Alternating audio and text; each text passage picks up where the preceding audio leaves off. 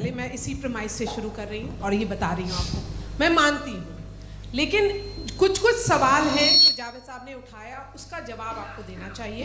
पहला सवाल ये कि गज़ा में सालों से छोटे बच्चे मर रहे हैं, वो उनको अगर खुदा मर्सीफुल है, हम मानते हैं कि अल्लाह ताला में बहुत ताकत है, तो वो बच्चे क्यों मर रहे हैं। दूसरी बात ये कि अगर कंटिजेंसी की जो आप बात करते हैं, पूरे मुस्लिम ममालिक मिल करके भी उन गज़ा के बच्चों को क्यों नहीं बचा पा रहे हैं, क्योंकि अगर वो चाहते, क्योंकि अल्लाह ताला उन पर हुकूमत करते हैं, सब पर हुकूमत करते हैं, तो वो उनको क्यों नहीं बचा। जी थैंक यू वेरी मच।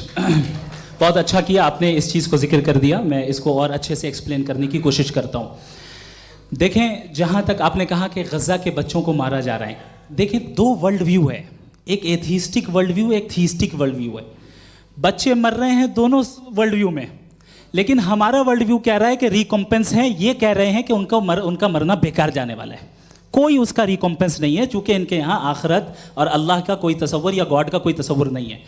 आपने ये सवाल किया कि गॉड मर्सीफुल है, क्यों नहीं रोकता। ये मैंने बताया कि ये मिसकंसेप्शन है लोगों के दरमियान कि गॉड को सिर्फ मर्सीफुल और ओमनीपोटेंट समझते हैं। गॉड के सिर्फ यही दो एट्रीब्यूट्स नहीं हैं, गॉड के कई सारे एट्रीब्यूट्स हैं, उनमें से अल हकीम भी है, उनमें से ऑल वाइज भी है, ऑल नोइंग भी है। लिहाजा अगर इस दुनिया में किसी को तकलीफ आ रही है और गॉड उसको नहीं रोक रहा है, वो इसलिए नहीं रोक रहा है चूंकि इंसानों को फ्री विल दिया गया है।